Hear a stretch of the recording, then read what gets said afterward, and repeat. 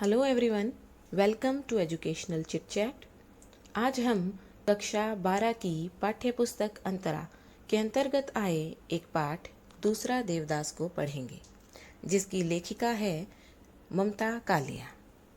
दूसरा देवदास एक कहानी है, एक आकर्षण से प्रेम के सफ़र तक की कहानी। यह कहानी युवा मन की भावनाओं, उत्तेजना और विचारों की उथल पुथल को प्रभावशाली ढंग से दिखाती है। युवा मन जिसमें किसी से मिलने के बाद बेचैनी होती है, जो कल्पनाओं में खो जाता है, यह कहानी वो उन कल्पनाओं को दिखाती है। यह कहानी बताती है कि पहला आकर्षण, किसी से हुई पहली मुलाकात किस तरह प्रेम का आधार बन जाती है और किस तरह प्रेम को मजबूती देती है। प्रेम स्थान, काल या परिस्थिति देखकर नहीं होता, जब होना है तो हो जाता है। कहानी में पहला दृश्य हरिद्वार का है। संभव हरिद्वार आया है गंगा जी में डुबकी लगाने और अपनी नानी से मिलने। एमए कर चुका, अब सिविल सर्विसेज के एग्ज़ाम की तैयारी कर रहा है। उसके माता पिता चाहते हैं कि एक बार एग्ज़ाम से पहले वो गंगा मैया में डुबकी लगा ले, जिससे उन्हें विश्वास है कि उसका सिविल सर्विसेज का एग्ज़ाम आसानी से पास हो जाएगा। संभव हरिद्वार का दृश्य देखकर मंत्रमुग्ध होता है। भक्तों की भीड़ लगी है। गंगा घाट पर जो दोने फूलों के 1-1 रुपए में बिक रहे थे, अब शाम होते होते 2-2 रुपए में बिकने लगे। परंतु भक्तों को उससे कोई आपत्ति नहीं। वह पूरी श्रद्धा से उन्हें 2 रुपए में खरीदने को भी तैयार हैं। पंडित जी 5 मंजिला नीलांजलि लेकर आरती की तैयारी कर रहे हैं। नीलांजलि होती है 5 मंजिला नीलांजलि, जो 5 मंजिल जैसे दिए होते हैं, जिसे कपड़ा लगाकर पकड़ा जाता है कहीं हाथ ना जल जाए, और उसके बाद बड़े बड़े मंदिरों में उन्हें घुमाकर ईश्वर की मूर्ति के आगे प्रार्थना की जाती है, उनकी पूजा की जाती है। गंगा पुत्रों का जीवन और आजीविका। बहुत से भक्त, लगभग सभी भक्त गंगा मैया में फूलों के दोने प्रवाहित करते हैं, जिनमें वह सिक्के, चाहे 20 पैसे के, 25 पैसे के, 1 रुपया, ऐसे कुछ सिक्के रख देते हैं। और गंगा पुत्र यानी कि गोताखोर उठते हैं, अचानक कहीं से आते हैं और फट से वो सिक्के मुंह में दबा लेते हैं। और इसी तरह से काफ़ी सारे सिक्के मुंह में दबाने के बाद घाट पर जाते हैं, मुंह भर सिक्के अपनी बहन या पत्नी को देते हैं, जो शाम को इन्हीं सिक्कों की एक दुकान लगाती है। कोई व्यक्ति जिसके पास खुले पैसे नहीं हैं, रेज़गारी नहीं है, वो इन्हें खरीद लेता है। वो 1 रुपए के 80 पैसे, 50 पैसे, 25 पैसे इस तरह से बेच देती हैं। यही गोताखोर अगर गंगा मैया में कोई डुबकी लगाते हुए डूबने लगा, पैर फिसल गया, तो उसे बचाने का काम भी करते हैं।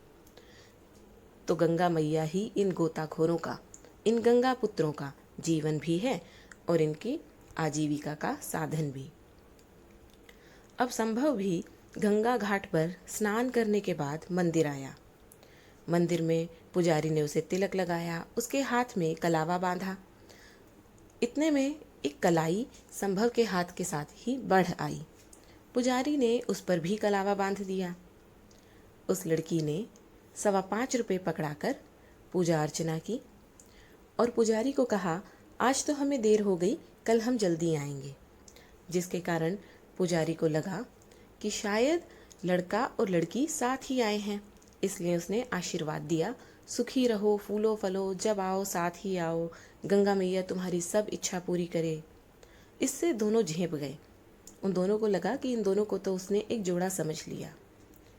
दोनों एक बार में दोनों की आंखें उठी, एक दूसरे को देखा और दोनों अलग हो गए।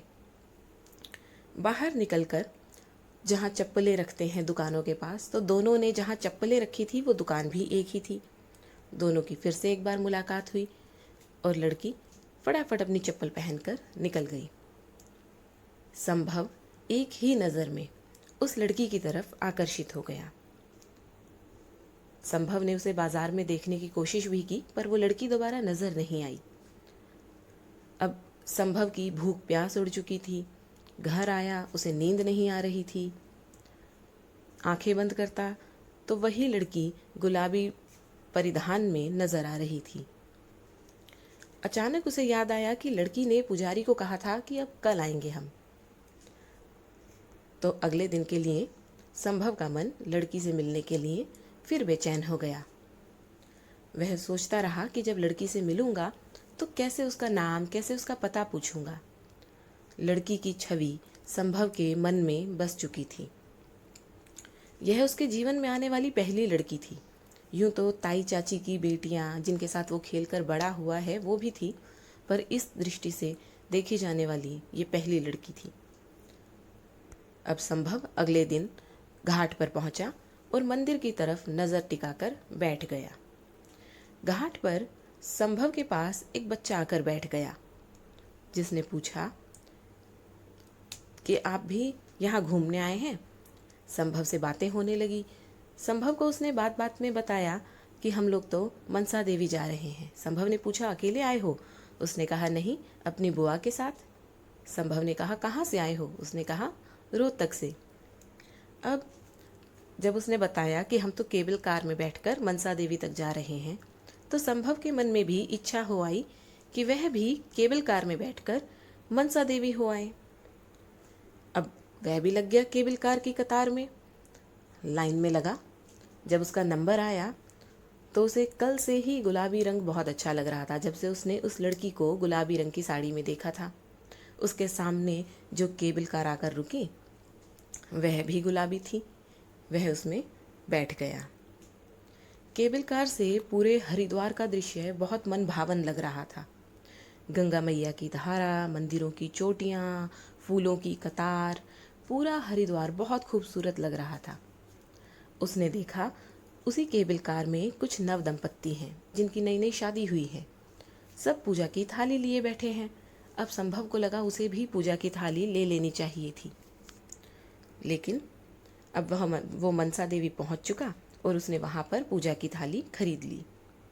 वहां बहुत लोग अपनी अपनी मन्नतें मांग रहे थे, मन्नत के लिए धागा बांध रहे थे। तो संभव ने भी एक लाल पीला धागा अपनी मन्नत के लिए बांध दिया। जैसे ही बांधा, उसके मन में विचार आया, काश उस लड़की से एक बार फिर मुलाकात हो जाए। संभव सोचकर वहां से निकला, वापस केबल कार में आया। बैठकर आने लगा तो उसने देखा साथ में एक और केबल कार जा रही है, पीले रंग की। उसमें बैठे उसने उस बच्चे को झट से पहचान लिया और उसके साथ, बच्चे के साथ बैठी हुई उस लड़की को भी। अब उसका मन उतावला हो गया, फट से केबल कार से उतर जाना चाहता था। जैसे ही केबल कार से उतरा, जाके बच्चे को कंधे से लपक लिया। कहा कि जब मुझे लगा मेरा दोस्त ही नहीं डरता तो क्यों ना मैं भी एक ट्रिप पर हो आऊं। उसके साथ उसने उसकी बुआ को देखा। उस बच्चे की बुआ ने कहा, मन्नू, देर नहीं हो रही, घर नहीं जाना? मन्नू ने कहा, बुआ, इनसे मिलिए, ये हैं मेरे नए दोस्त। लड़की ने जैसे प्रश्न भरी नजरों से लड़के को कहना चाहा हो कि वह उसका नाम उसी के मुंह से सुनना चाहती है, और उलाहने भरे स्वर में कहा, ऐसे कैसे दोस्त हैं तुम्हारे, तुम्हें तो इनका नाम भी नहीं पता। संभव को पारो की आवाज़ बहुत मीठी लगी और उसके पूछने का अंदाज बहुत अच्छा। आज लड़की गुलाबी साड़ी में नहीं, सफ़ेद साड़ी में थी, लेकिन लाज से गुलाबी हो रही थी।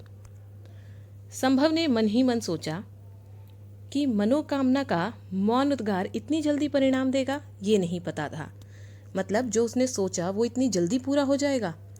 और लड़की के मन में भी यही था कि मनोकामना की गांठ भी कैसी अद्भुत है, अनूठी है, इधर बांधी उधर लग गई। अर्थात जो चाहा वो मिल गया। संभव से मुलाकात हो गई। मनोकामना पूरी होने पर उसने मन ही मन मनसा देवी पर एक चुनरी और चढ़ाने का संकल्प लिया।